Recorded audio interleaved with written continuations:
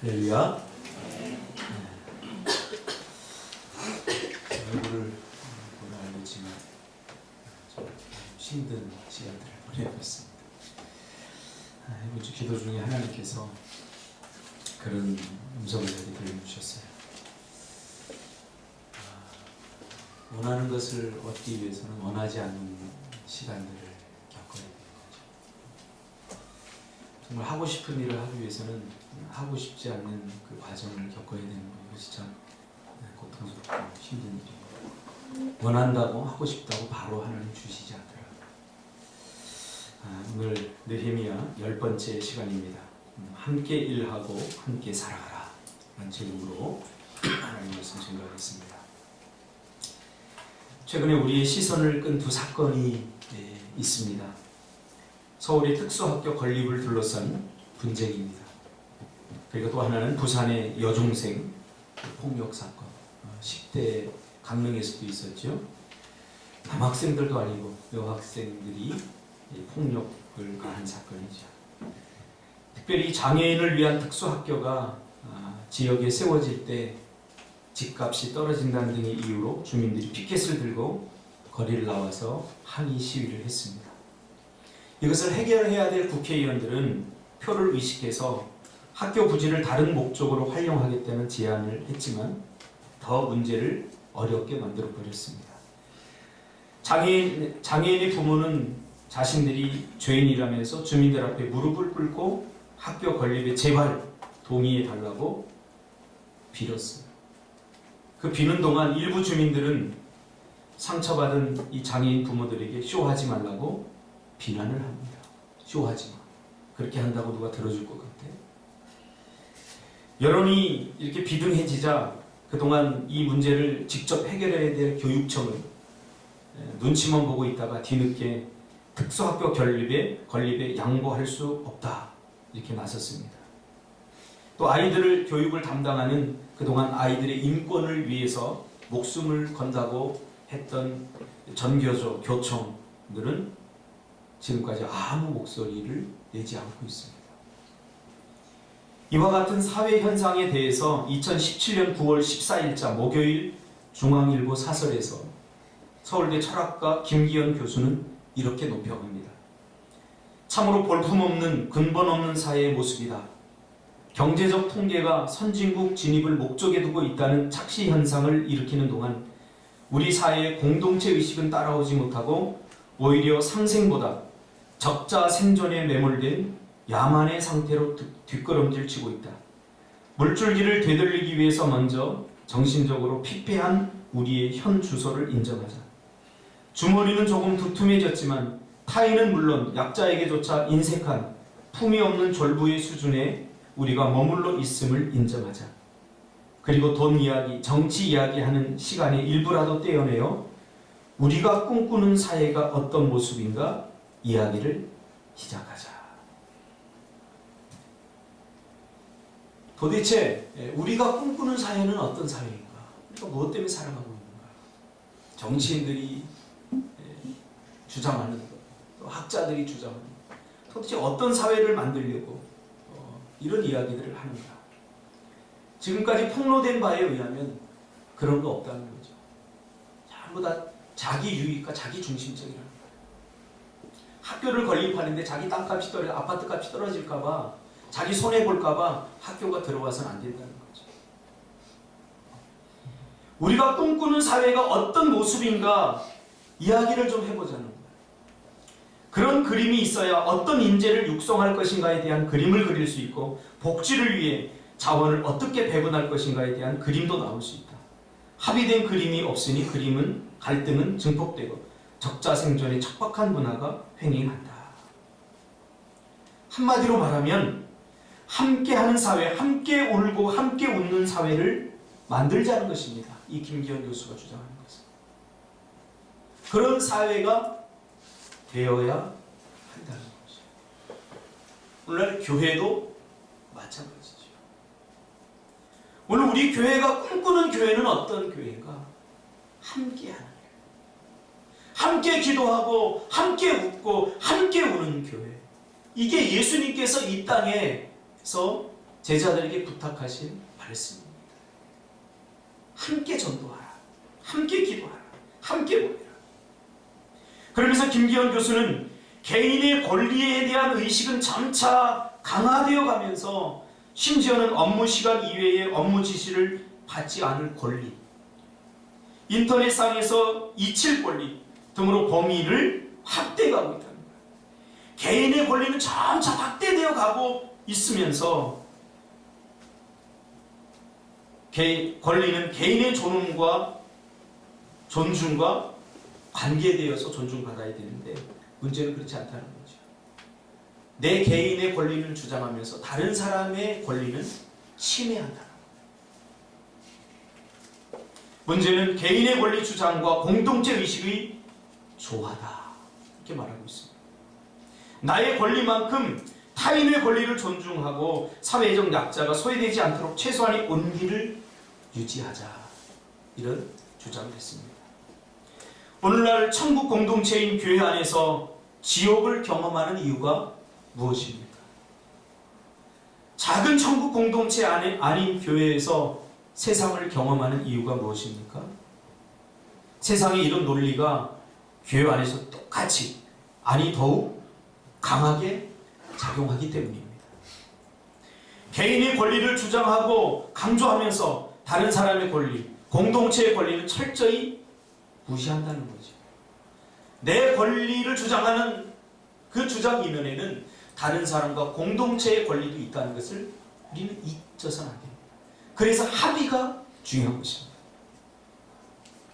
목회자인 저는 신학적으로 이런 현상을 제가 분석해 볼 때 이것은 죄의 자기중심성이 강화되는 현상이다.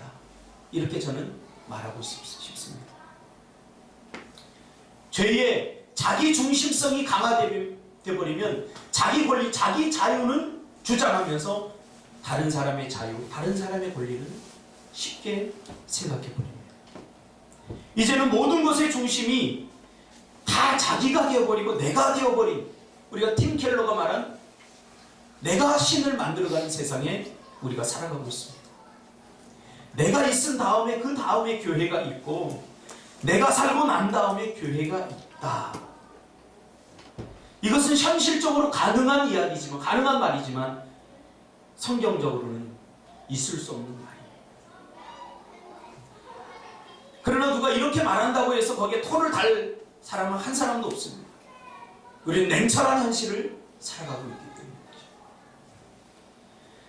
그러나 이것이 바로 철저히 십자가 정신을 와해시키고 십자가의 희생과 헌신을 조롱하는 행위로 발전하고 있다는 것은 누구도 인지하지 못하고 있습니다. 일전에 노회에 갔는데 그 교회의 한 집사님이 교회를 이전하면서 이 교회가 이렇게 부도가 났어요. 그래서 이전을 이렇게 하게 됐는데 이전을 하면서 이전비가 없으니까 한 집사님이 아파트 자신의 집을 팔아서 헌금을 했다. 그러니까 한결같이 목사님들이 하는 얘기가 아직도 그런 성도가 있어? 모두가 깜짝 놀랐어요. 근데 이런 일들은 제가 어릴 적만 해도 흔히 있었던 일이기 때문에 아, 참 믿음 좋다 이렇게 받아들였지, 야, 이런 일이 아직도 있어? 이 정도는 아니었기에 저는 굉장히 충격을 받았습니다.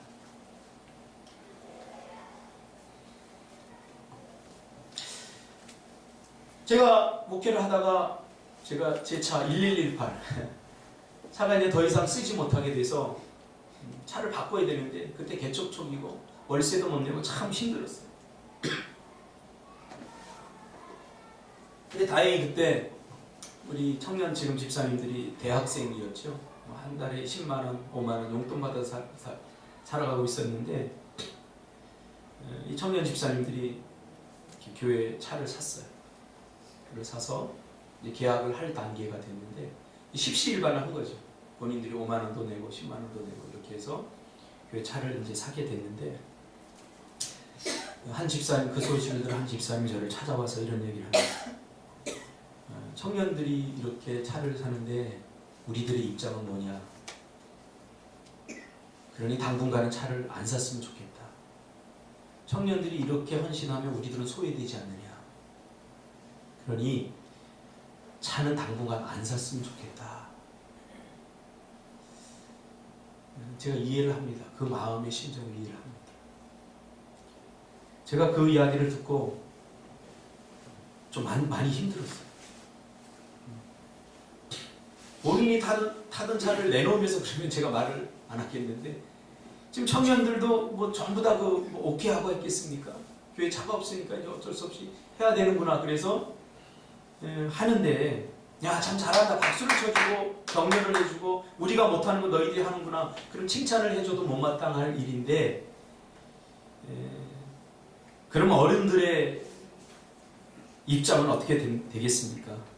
그러니 좀 보류해 줬으면 좋겠습니다.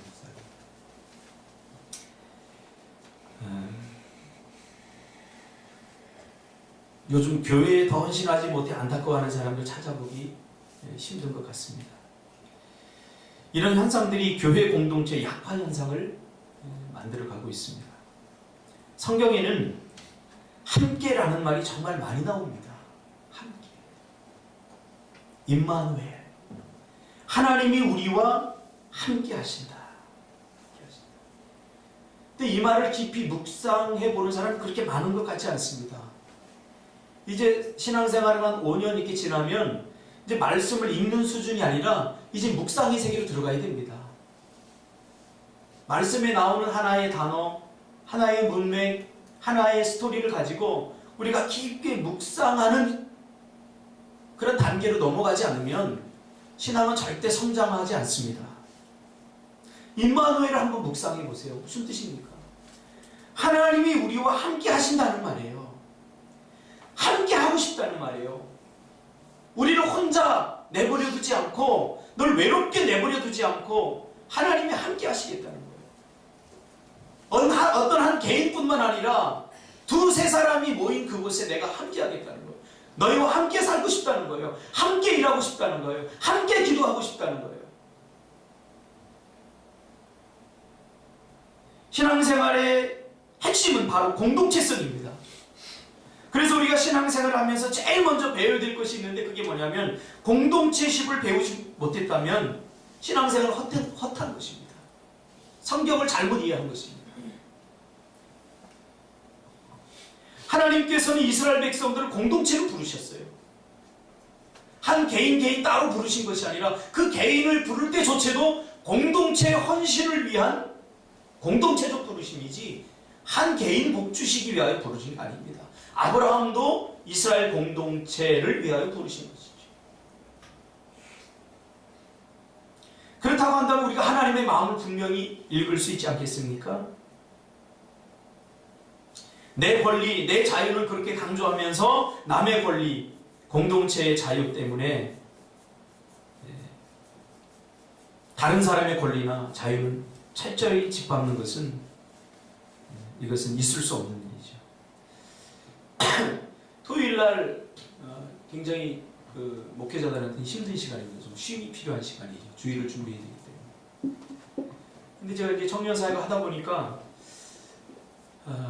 늦게까지 있어야 돼요. 제가 뭐 특별히 할 일은 없습니다. 토요일날 뭐 청년들을 위해서 성경 공부 정도 이렇게 하는데, 없어도 제가 이 청년들이 다 끝날 때까지 들어가지 못해요. 괜히 눈치 보여요. 왜냐하면 내가 있는 것하고 리더십으로서 내가 이 교회에 딱 지켜주는 것하고 이렇게 서 있는 것하고 아무것도 안 하지만 있는 것하고 또 내가 없는 것하고 내가 이렇게 보니까 좀 달라진 것 같아요. 전체적 분위기. 그래서 어떤 때는 몸이 아프고 열이 막 나고, 그래도 될 수 있으면 이 자리를 제가 지키려고 토요일 날도 이제 사무실에 있다가 청년들이 청소를 다 끝나면 그때 이렇게 같이 가거나 조금 제가 늦게 가거나 아니면 조금 일찍 가거나 그렇게 합니다.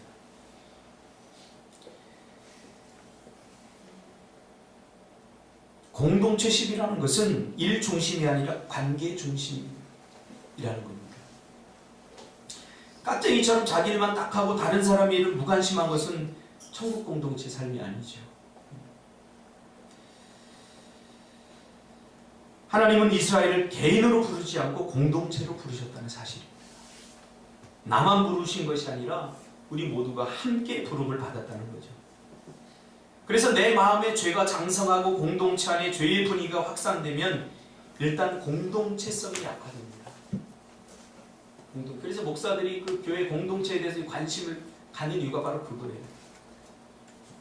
나 먼저 살고 보자. 그러니까 뿔뿔이 흩어지게 되어 버렸습니다. 이스라엘. 국가의 말기에 나타나는 현상, 제가 역사를 좋아해서 역사를 이렇게 공부하다 보니까 지극한 개인주의입니다. 권력층은 자기들만 살려고 부를 자기들을 위해서만 쌓고, 또 민초들은 이런 나라에서 못 살겠다고 다른 나라로 떠나가고 도둑질하게 돼요. 결국 우리가 피켓을 드는 것도 정말 공동체를 위한 거냐? 제가 데모를 하고 뭐 촛불 시위하고 이런 거 가만히 보면 개인주의적인 자기주의와 많이 관련된 것을 제 눈에 발견하게 됩니다. 이게 제가 왜 이런 이야기를 하냐? 오늘 우리가 다룰 본문이 바로 그런 얘기입니다. 이스라엘은 남북 유다, 남유다, 북이스라엘로 망할 때 이와 비슷한 현상이 일어났어요. 그러니까 죄가 득세해버리니까 개인주의가 된 거죠. 철저히 개인주의. 그리고 그렇게 흩어져 버렸습니다. 그들이 어떤 삶을 살게 되었는지 뼈저리게 겪고 나서, 흩어지고 나서, 겪고 나서 회개하면서 느헤미야는 하나님이 다시 주시는 기회 속에서 지금 다시 일을 하게 된 거죠. 그러니까 어떤 일을 먼저 해야 되느냐? 여러 가지 전번에도 예배에 대해 살펴보고 했지만 느헤미야가 지금 가슴에 품고 있는 것은 뭐냐면 공동체성의 회복입니다. 이스라엘의 공동체성의 회복입니다. 이것이 가장 먼저입니다. 그래서 이 성을 다시 재건하는데 어떤 한 개인의 능력이나 어떤 일부 집단, 일부 공동체의 동참이 아니라 느헤미야는 이스라엘 백성 전체가 함께 동참하기를 원했던 거예요. 하나님께서는 느헤미야 한 사람을 통해서도 일하게 하실 수 있었어요. 자기가 있던 곳에서 전문 기술자들을 다 데려다가 빠른 시간 내에 이 성벽을 재건할 수도 있었어요. 그러나 느헤미야는 그렇지 않았어요.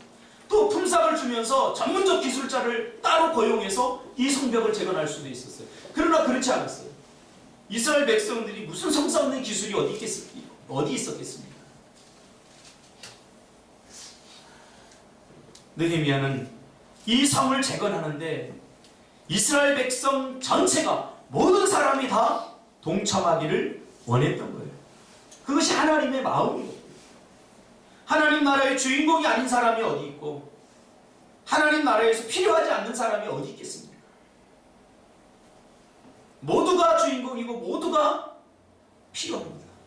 그러게 하나님은 함께 모두를 원했던 거예요. 요즘 교회 학자들이 그 교회에 대해서 이렇게 분석한 걸 보면 교회를 이끄는 것도 세상처럼 2대8 사회라고 하더라고요.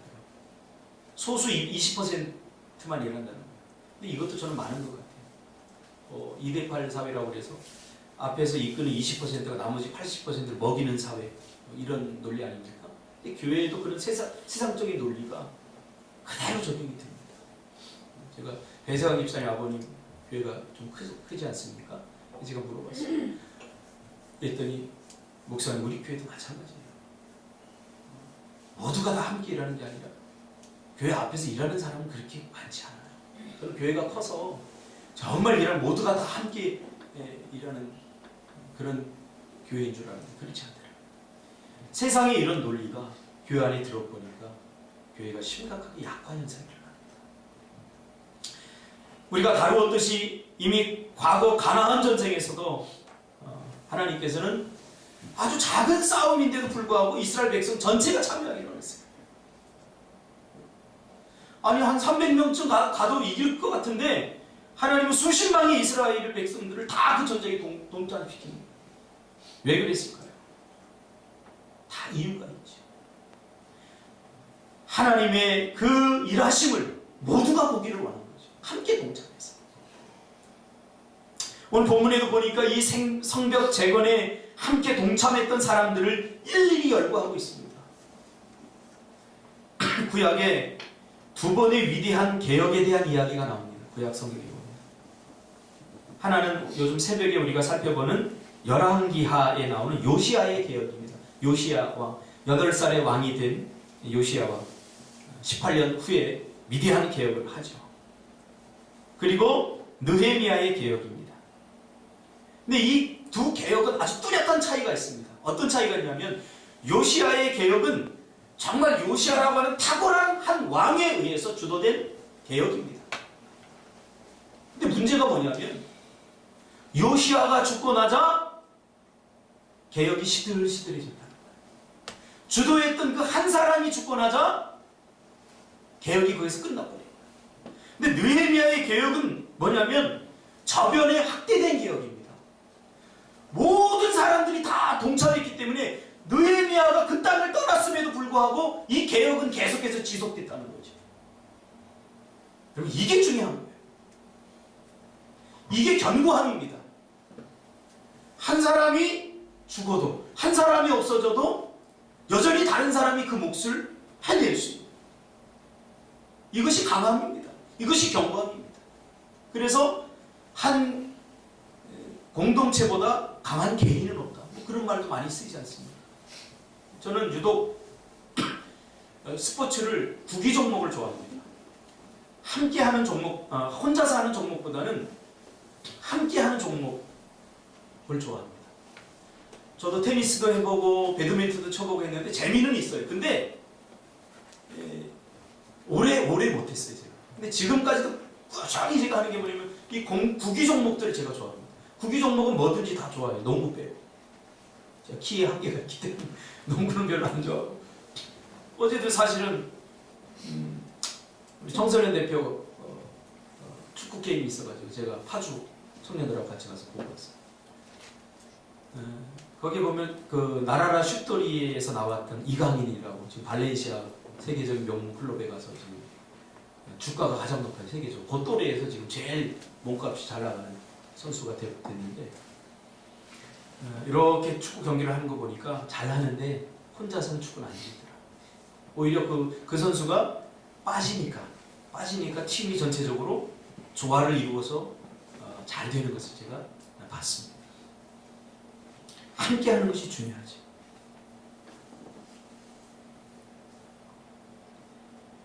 지금 우리가 살아가고 있는 사회는 함께 살기보다 혼자 잘 살기를 선택하는 역기능이 지금 보편화되어 가고 있습니다. 그것이 성공의 기준이고 척도가 되어 가고 있습니다. 요즘 그래서 혼밥, 식당들도 보니까 서울에는 이렇게 칸막이를 딱 쳐가지고 혼자 밥 먹을 수 있도록 만든 식당들이 지금 점점 늘어가고 있어요. 제가 리더스쿨을 이렇게 하면서 애들을 이렇게 분석한 바에 의하면 애들은 요즘은 혼자 놀아요. 전화를 하면 뭐하니? 그럼 놀아요. 옛날에 놀아요의 개념은 친구들과 함께였어요. 다 기치기 해도 여럿이 모여서 고무줄놀이 해도. 근데 요즘은 놀아요의 개념이 혼자로 바뀌어가고 있어요. 그래서 저는 우리 아이들이 놀이터에서 노는 걸 되게 좋아해요. 함께 노는 거. 왜요? 혼자 놀면 사회성이 커지지 않아요. 그렇죠? 같이 하면서 거기서 배우는 거죠. 같이 하면서 양보도 배우고, 이렇게 하면 안 되겠구나. 같이 하면서 공동체식을 배우게 되어 있는 거죠. 이 혼밥이 늘어나면서 식당들이 더 많아. 혼자 할 수 있는 문화들이 많이 늘어나면서 또 그런 문화를 부추기고 있죠. 이미 이런 현상은 우리 신앙 공동체 안에도 깊게 스며들고 있습니다. 교회와 교회 사이에도, 교회 내에서도 상호 경쟁과 견제가 있습니다. 엊그제 제가 길거리에 가다 보니까 어떤 교회에서 전도를 하는데, 아니 예수 믿는 사람을 왜 전도하죠? 교회 다닌다고 하는데 붙잡고 우리 교회가 더 좋으니까 우리 교회로 오라. 이건 교회가 아니에요. 이미 교회성을 상실한 거예요. 제가 축구를 가면 목사님부터 그리고 준석 집사한테 그래요. 우리 교회에서 카페 하나 차려줄 테니까 우리 교회로 오라고 그래요. 이미 목사들도 교회의 공동체성, 이 교회가 개인화되어 가면서 이 내 교회다 이렇게 되고, 성도들은 이런 시점에 우리가 놓여 있다는 것을 인식해야 됩니다. 하나님은 교회를 믿으며 다양하게 연합하고 돌아보고 서로 협력하고 함께 살아가는 그런 공동체를 꿈꾸는 거죠. 저는 한국의 이 정이라고 하는 문화를 굉장히 좋아합니다. 정. 외국에 가니까 물 하나도 다 사 먹어야 되더라고요. 나가보면 공짜로 안 줘요. 우리나라 사람은 뭐 가면 서비스 줘요. 그리고 뭐 반찬 떨어졌다. 아줌마 반찬 떨어져 더 주세요. 이거 없어요. 더 사 먹어야 해요. 그만큼. 이건 굉장히 좀 좋은 문화라고 생각합니다. 정이죠. 함께 살아가면서 둘의 향약 뭐 이런 걸 통해서 함께 살아가면서 굉장히 성경적으로 발전했다고 저는 봅니다. 성경이 추구하는 문화가 바로 이런 문화인데, 이게 바로 제가 설교했던 룻기의 헤세드입니다. 헤세드 정. 얼마나 정 많은 세상 살기 좋겠습니까? 하나부터 열까지 다 따져야 되고 뭘 잘못하면 또 이거 다 해야 되고, 그건 천국 공동체가 아니죠. 근데 이런 정신들이 어디에서 개발이 되느냐? 함께 할 때 나타나는 거예요. 함께. 제가 이렇게 아이를 키워보니까 확실히 달라요. 우리 예린이 디스하는 건 아닙니다만 오랫동안 혼자 10년 동안 이렇게 혼자 커서 보니까 저 아이가 나빠서 그런 게 아니라 혼자 하는 일에 굉장히 익숙해져 있어요. 혼자. 요즘 좀 성장하는 것 같아요. 제가 보니까 요즘.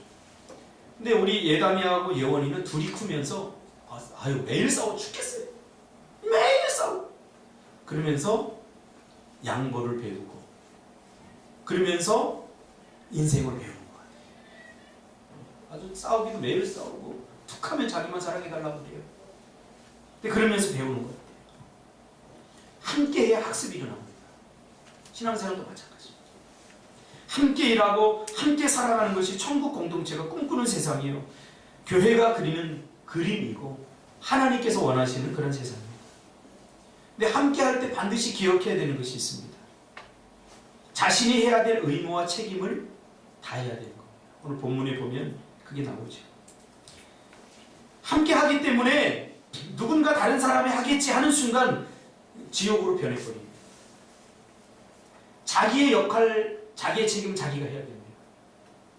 오늘 본문에도 성벽을 쌓을 때 어떤 식으로다가 이걸 쌓냐면 그 다음 next to him 계속 나오죠. 그 다음 이게 32절까지 돼요. 2절부터 32절까지 next to him, next to him. 그 다음은 누가 쌓고 그 다음은 누가 쌓고 그 다음은 누가 쌓고 계속 돼요. 근데 이 성벽을 쌓는 원리가 어떻게 되냐면 자기가 거주하는 그 앞에 무너진 성벽은 그들이 쌓는 거예요. 옛날에 우리 새마을 운동할 때 그런 노래가 있었거든요. 내 집 앞은 내가 쓰자. 자기가 감당해야 될 책임과 의무는 자기가 해야 돼요. 내가 안 하면 누가 하겠지가 아니라 자기 집 앞에 무너진 성벽은 자기들이 쌓도록 한 거예요. 이게 공동체식에서 가장 중요한 거예요. 권리를 주장하기 전에 자기의 책임과 의무를 다 아는 거예요. 내가 감당해야 될 품 먼저 내가 책임져야 되는 거예요. 이것이 중요한 거죠. 오늘 이렇게 한 것은 여러 가지 면으로 볼 때 경제적이고 생산적이고 또 동기부여적입니다. 우리 인간의 뼈저린 한계가 뭡니까? 그래도 공동체식보다는 자기를 생각한다는 거죠. 그래서 자기도 유익할 수 있고 공동체도 유익할 수 있는 길이 뭔가? 성벽도 재건하고 자기네 집 앞, 자기네께 사니까 얼마나 더 열심히 하겠어요. 그렇죠? 내 방 청소할 때하고 교회 청소할 때가 분명히 다르다는 걸 여러분 다 인식하지 않습니까? 이제 태안 집사 차 사보면 내가 이제 태안이는 원래 덜렁거리 자기 차도 그렇게 관리 잘하는 것 같아요. 내 거를 내가 가지고 할 때와 공동체 것을 내가 쓸 때 우리는 어떻게 하는지 다 알잖아요. 우리가 펜션을 조금 운영을 해보니까 그래요. 내가 펜션, 다른 사람이 하는 펜션을 내가 딱 들어갈 때는 물도 막 될 수 있으면 많이 본전 뽑자. 가스도 될 수 있으면 많이 써야 돼. 그래서 내가 막 아깝지 않아. 그런데 내가 그것을 경영하려고 하다 보니까 제가 꼭 부탁하는 거 있어요. 제주도는 전부 다 LPG 가스 쓰잖아요. 그러니까 이번에도 선교사님들 오셨는데 이제 저희가 무료로 이렇게 했어요. 대신에 가스비만 받고. 그래도 가스 한 통이 10만 원이에요. 그거 풀로 틀면 이틀밖에 못 가요. 그러니까 선교사님 다른 거 다 마음대로 써도 괜찮은데 가스를 좀 아껴 써주세요. 제가 그렇게 얘기해요. 예전에 한 번 빌려줬더니 그분들이 막 가스도 풀로 쓰고 쓰레기를 밖에다 내놨는데 동네 개들이 다 물 뜯어갖고 막 생선대가 절로 돌아다니고 막 그 주변 사람들이 막 항의가 오고 과연 우리 집 쓸 때 그렇게 하겠느냐. 이게 우리 인간의 뼈저린 한계라는 거죠. 이렇게 얘기해도 우리는 또 그럴 거예요. 그래서 자기 집 앞은 자기가 쌓도록 얼마나 열심히 쌓겠습니까? 내가 태안이네 집 담벼락 쌓는 거하고 우리 집 담벼락 쌓는 거하고 동기부여, 모티베이션 자체가 틀려요. 모든 사람이 다 함께 달려들어서 그 전체의 성벽을 쌓는 모습이 얼마나 아름다운가. 그 다음은 next to him. 이 표현은 정말 시적인 것 같아요. 제가 요즘 가을만 되면 제가 항상 시집을 갖고 다니면 시를 많이 읽거든요. 그래서 될 수 있으면 시인의 감성으로 보려고 이렇게 하는데 너무 좋아요, 저 시. 그러다 보니까 이 본문 자체도 굉장히 시적으로 제가 보니까 가장 시적인 단어가 구절이 나오는데 next to him이더라고요. 그 다음. 제가 얼마 전에 남한산성을 가서 남한산성이 어떻게 쌓여진다 그 돌들을 봤어요. 만져봤어요. 돌들이 이음새가 쫙 해서 성벽이 아름답게 얼마나 견고한지 몰라요. 몇백 년을 버텼잖아요. 그 다음 마치 견고한 성벽의 벽돌이 서로 이어주고 지탱해서 흔들리지 않고 견고해진 것처럼 이 next to him 그 다음은 절과 절을 이어주면서 이스라엘 공동체가 다시 견고해져 가고 있는 것을 시각적으로 시적으로 우리에게 보여주는 본문은 아닌가 그런 생각입니다. 그 다음은 이 벽돌, 그 다음 벽돌, 그 다음 벽돌 쌓여져서 견고한 성벽을 만들듯이 그동안 성벽이 무너져서 형편이 없었는데 지금 이스라엘 백성들이 형편없던 믿음들이 다시 견고해져 가고 있는 과정을 시적으로 보여주는 것 아닌가 제 눈에는 그렇게 보였어요. 그러면서 일일이 수많은 사람들 지금까지 성경에 주님의 일을 감당할 때 여러분 이스라엘 백성들이 전쟁에 나갔다 승리했다. 근데 그 동참했던 사람들 다 기록한 적 있나요? 없어요. 여호수아가 나가서 싸웠다. 뭐 대표자 몇 명, 누구의 자손들, 레위 자손, 레위 이런 식으로 표현했지 대표자로 표현했지 거기에 동참했던 사람 일일이 다 표현한 적이 없어요. 여기 나온 사람들은 다 금장생 누구에서 다 그냥 평범한 사람들이에요. 리더십들이 아니에요. 근데 일일이 다 표현해주고 있어요.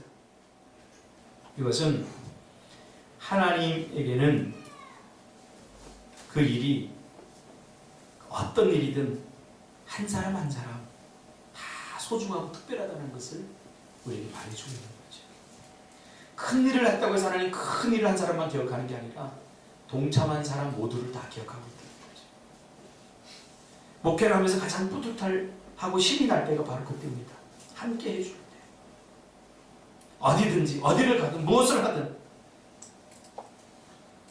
우리가 비즈니스 선교도 사업장을 하나하나 정리하면서 저는 제 살점 하나를 이렇게 띄어내는 듯 하나하나를 정리할 때마다 힘들고 어려웠던 시간.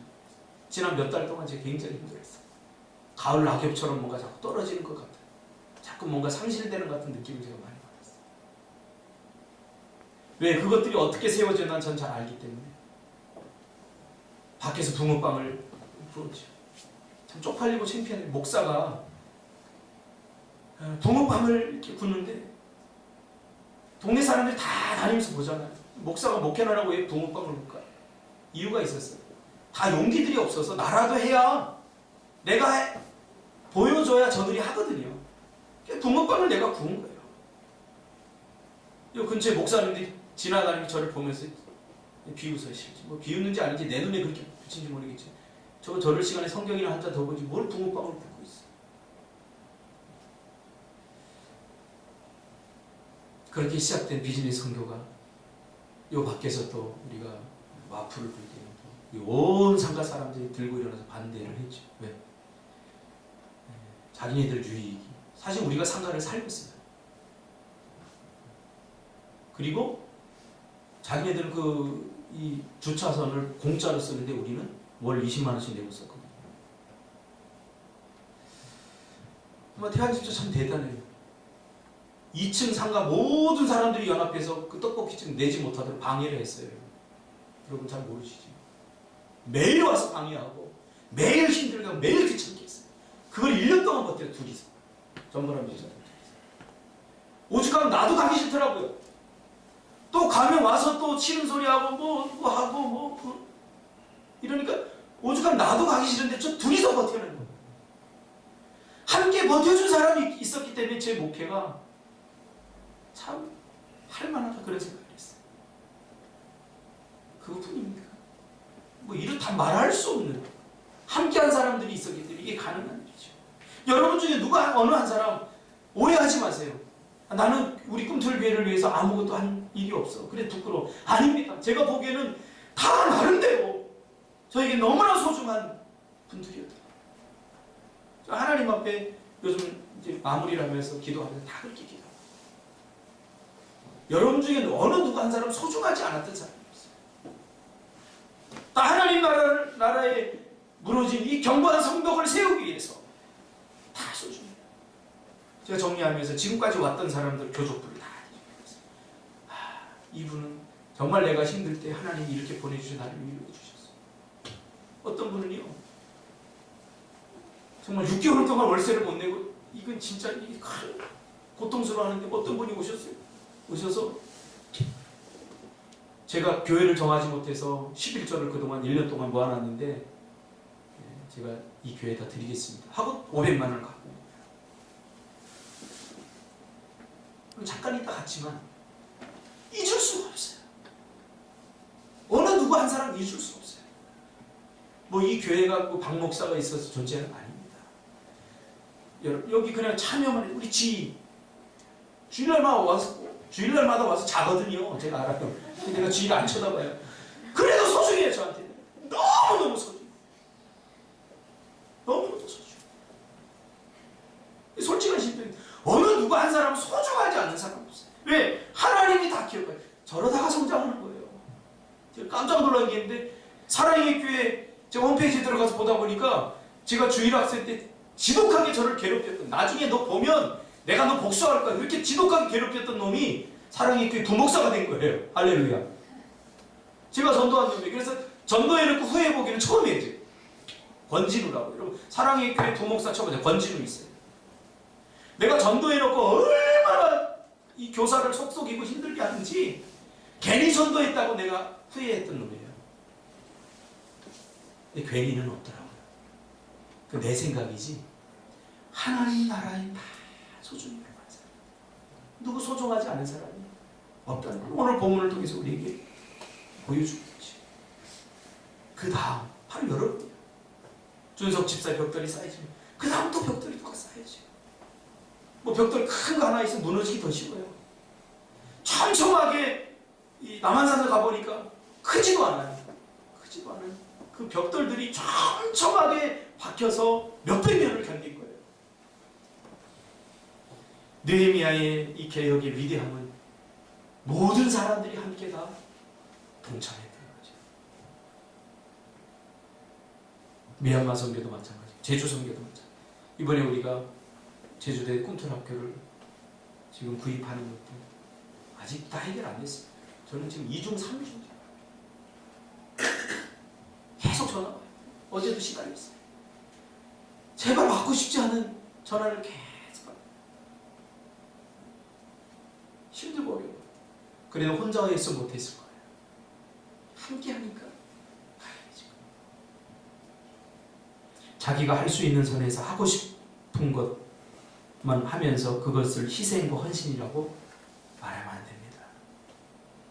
함께 일하고 함께 살아가시길 바랍니다. 이렇게 하면 천국을 경험하게 됩니다. 기도하겠습니다.